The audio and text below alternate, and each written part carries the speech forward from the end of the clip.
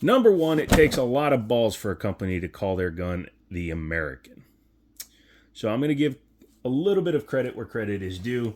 Congratulations to Ruger. They have the rifle, which is the Ruger American, and then they came out with the pistol called the Ruger American. We'll be looking at some of its contemporaries as we go through. This particular one came from Liberty Arms. Thank you very much, Daniel, down there. This one is on loan from them. It's a used gun, even though the gun is still available at a new availability.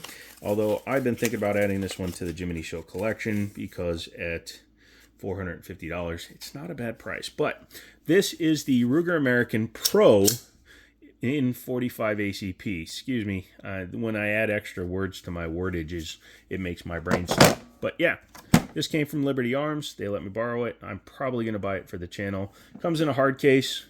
You can still order it, as I said. So this is the Pro Duty Caliber 45 Auto. So pretty cool.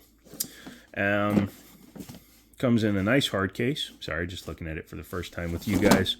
I've played with the gun at the store, but I didn't really go over the box. Has a nice manual in there. This particular gun comes with 3 total magazine, 1 in the gun, 2 spares, and an extra back strap. I like that. I think there was supposed to be another back strap, or maybe not. Somebody let me know down in the comments. Go ahead and drop the mag, clear the gun. Yep, we are clear. And then we can go ahead and take a look at this bad boy. Leave one of the mags out, move the box over. So, Ruger decided to come out with the line of pistols after the SR9, and they wound up coming out with the Ruger American. Well, they also came out with the Ruger Security 9, but this is like a pretty cool, almost military style. I don't know if it was ever submitted for any sort of military trials, maybe for like SOCOM or something, but it's a pretty interesting style and design of pistol, and we're going to be taking a look at it pretty extensively today. Polymer frame, steel slide,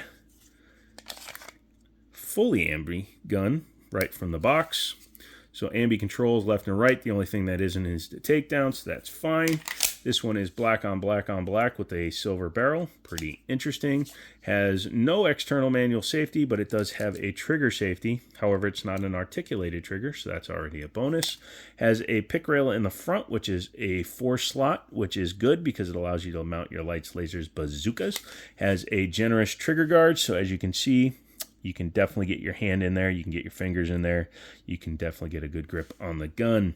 Has a takedown lever that's more along the style of all the chassis guns that you can find today. Has a, looks to be a very proprietary cut for both the front and the rear sights on it. This particular one has just standard 3-dot night sight, or 3-dot sights, not night sights at all. One thing I do like is the picture. However, if it's going to be my gun, I'm probably going to put some black in those rear sights since they're not night sights. Who cares? And I'd rather have the front sight. It's easier for point shooting. Has a loaded chamber hole there so you can see a witness hole so you can see if it is loaded. Has a large external extractor, and you can see it is a roll pin that holds it in, although it looks like it's a flat topped roll pin that goes in only one way. Interesting.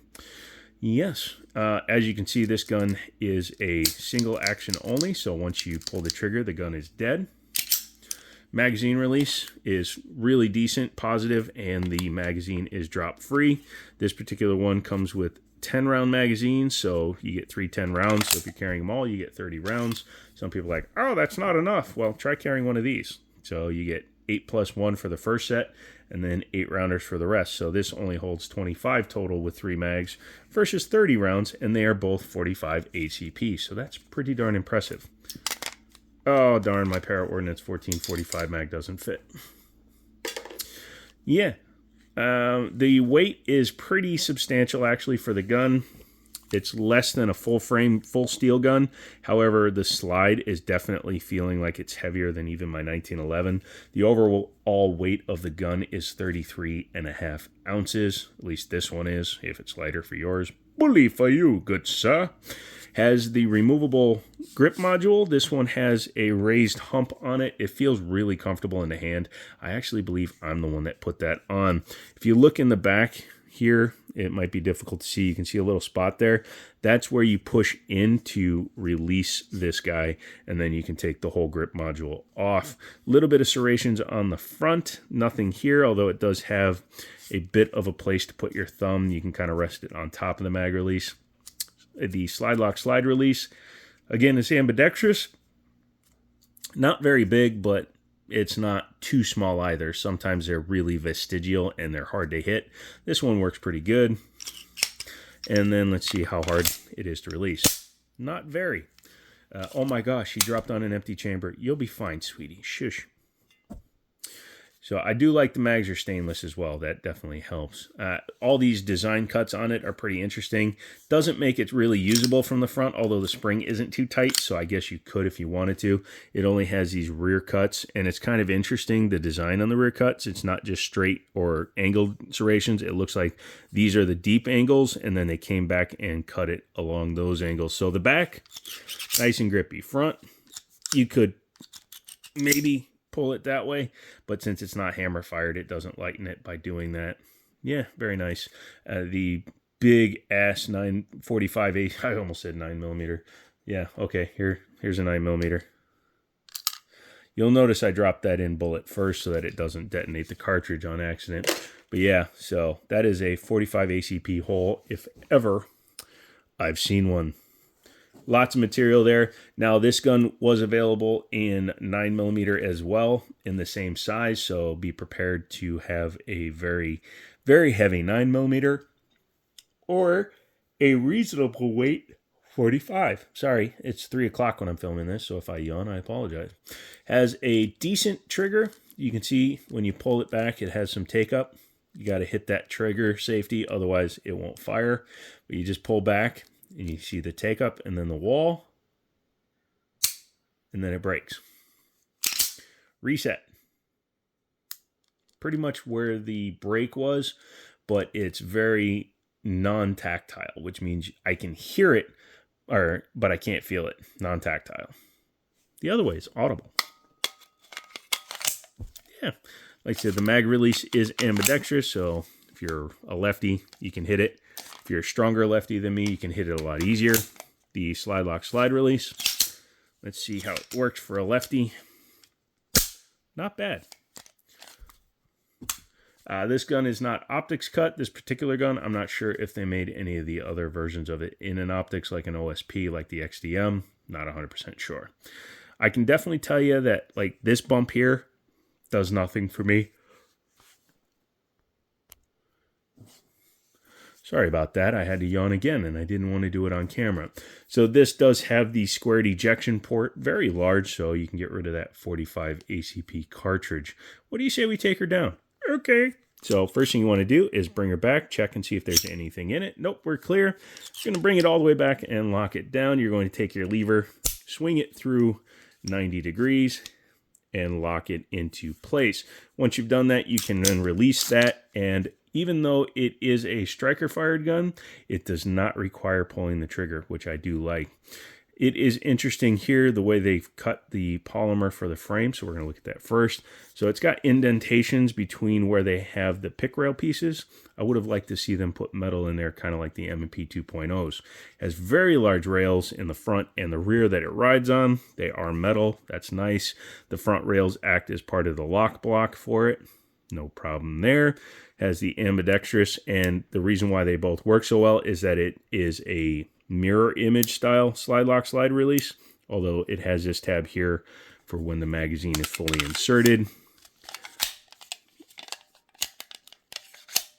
Oh, it won't let me while it's disassembled. Okay, that's an interesting piece of knowledge. But yeah, so when the magazine is in, it pushes up there, which then pushes up the slide lock slide release. There's your... Oh my gosh, it does not have one. I thought it had a firing pin block, but I don't see one. Do you guys see one? Let me know down in the comments if you see one. I don't. Interesting. But yeah, big ass springs back here for releasing the sear and where the disconnector rides over. Take out the spring. It is captive, and then we can drop the barrel out just like you would a Glock. It's a Browning style tilting action. Very deep lands and grooves in there. The overall finish is pretty nice. This is kind of interesting too. You don't see a ramp like that often on a firearm. Not 100% sure what that's about. That is very large. Large Marge is in charge on the barge. Very interesting. Let's go ahead and reassemble it. This red piece was on the end. You can also usually look here, tell whether or not you need a big end, a little end, or if you're from Britain, a bell end. Go ahead and run your spring back down. Helps if you don't chew your fingernails off. Once you've done that, go ahead and bring the slide and the frame back together. Make sure it's not binding up here, otherwise this spring will look really out of place. Bring it all the way back to your slide lock slide release location. Turn your 90-degree lever. Hit your camera while releasing the slide. Be amazed how slick your hands get when they're covered in oil, ladies. Make sure it's functioning. Put your mag back in and throw it on the couch for good measure. So that is the Ruger American 45 ACP Pro. Long title, probably said it wrong, but hey, it's a pretty decent gun, and I like to add it to the channel. If you'd like to contribute to that, maybe consider becoming a member or joining the channel or just subscribing.